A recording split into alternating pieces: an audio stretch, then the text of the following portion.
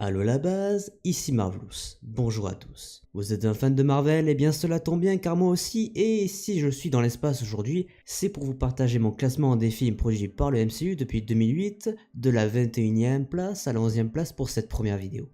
Tout d'abord, il me semble important de vous avertir que ce classement est totalement subjectif, et mon classement sera probablement différent du vôtre. Je vous propose donc de me partager vos avis et classements dans les commentaires afin que nous puissions débattre tous ensemble sans pour autant se faire disparaître à coups de claquement de doigts.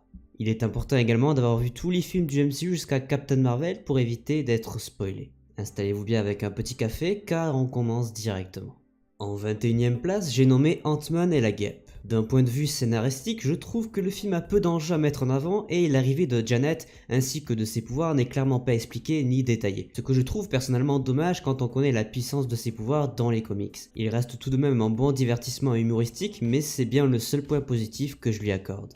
En 20e position, j'ai placé l'incroyable Hulk, et ici je parle donc bien de la version réalisée par Louis Leterrier avec comme acteur principal Edward Norton. Dans l'ensemble, je trouve le film très lent à la présentation du personnage qu'est Hulk, et même si les ambitions du méchant sont bien exploitées, sa pratique les moins quand il se transforme en caillou géant pour dégommer tout ce qui bouge. Visuellement, j'ai eu également un peu de mal, mais ce n'est que mon avis. La 19e position est accordée à Iron Man 3. Et oui, je porte bien Iron Man dans mon cœur, mais ça ne change rien, pour moi, ce troisième opus est clairement en dessous des deux premiers. Dans un premier temps, on nous présente un méchant digne de ce nom qui, au fur et à mesure du film, se révèle être une comédie basée sur des retournements des situations complètement bateaux et inutiles. Avec une mort particulièrement bête de Maya Hansen.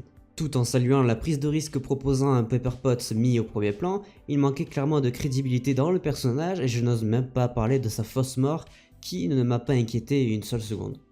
En 18e position, j'ai décidé de mettre Thor, le monde des ténèbres. L'enjeu de mettre en avant la pierre du pouvoir est très bon, mais dans la pratique, tout est bâclé et produit avec facilité. Les scènes terrestres n'ont pas réellement de sens ou d'impact, et le méchant n'est pas vraiment celui qu'on espérait, en tout cas dans son attitude et son pouvoir. Et ce combo réunissant copine de Thor et ses collègues sont particulièrement inutiles et presque malaisantes, voire même trop faciles. Mais je salue tout de même la performance des acteurs de Thor et Loki qui régalent tout de même à l'écran. Pour la 17e place, je sens que je vais me faire détester, mais je place le second volet des Gardiens de la Galaxie. Avant de m'insulter, écoutez mon argumentation. C'est un bon film humoristique, peut-être même trop humoristique. Le personnage principal d'Ego est je trouve très mal exploité et trop vite mis de côté. Les enjeux sont moindres et les quelques autres protagonistes ne sont pas réellement inquiétants et je trouve ça dommage.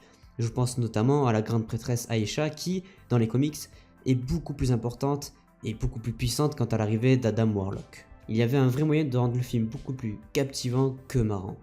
Cette 16e place revient au second volet des Avengers, Age of Ultron. Je vais taper un peu fort sur un point. Je trouve le personnage d'Ultron bâclé. Il n'est pas respecté comme il aurait dû l'être, ses ambitions sont bonnes mais encore une fois, c'est mal exploité. Je reproche au MCU de lui avoir donné une trop grande bouche, une trop grande humanité, et c'est ce qui perd son charme quand on sait qu'il s'agit d'un méchant très puissant. Le reste est néanmoins très bon, mais l'arc narratif étant basé autour d'Ultron et sa quête de destruction, j'ai trouvé le film un petit peu bateau. Nous rentrons dans le top 15 et les places commencent à se resserrer. A partir de là, chaque film est presque un chef-d'œuvre pour moi. Et ici, j'ai décidé de placer le premier volet de Thor. J'ai beaucoup apprécié l'introduction des personnages de Thor, de Loki ainsi que de Odin. Et c'est ici que j'ai trouvé le premier méchant vraiment charismatique et très bien exploité qu'est Loki. Son personnage est vraiment emblématique et il a su marquer son territoire dès ses premières apparitions. Cette présentation du monde d'Asgard avec peu d'informations est vraiment folle et donne vraiment envie aux spectateurs d'attendre les prochains volets. Et pour ça, chapeau. En 14e position, j'ai nommé Iron Man 2. Pas grand chose à dire ici, si ce n'est qu'il a su garder son arc narratif présent dans le premier volet. L'insertion du personnage de Rhodey alias War Machine est particulièrement badass et concernant le protagoniste principal, les enjeux sont bien appliqués et les répercussions morales sont vraiment présentes, poussant même le spectateur à être en partie d'accord avec Whiplash, mais pas dans sa façon de faire les choses. Et tout en gardant cet aspect d'action et de gravité, le film a su garder en avant son humour particulier avec Tony Stark et je le trouve très réussi.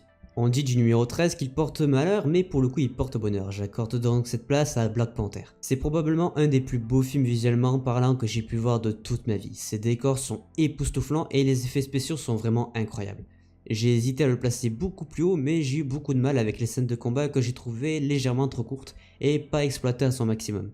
Mais il reste une claque visuelle et ça mérite son placement. Deuxième position, j'ai donc nommé Captain Marvel. C'est le dernier en date. Il s'agit de l'exact contraire de Black Panther, les scènes d'action sont folles, le duo Marvel Fury est particulièrement excellent et le petit bémol se joue sur les couleurs et les décors un peu sombres. Mais je salue la technologie de rajeunir les acteurs qui amène tout son charme. L'effet comique est particulièrement dosé et la présentation du personnage le plus puissant de tout le MCU est réussie. Et à quelques détails près, ce film aurait pu se placer dans le top 10 mais il ne récoltera que la 11e place. J'ai nommé Ant-Man 1.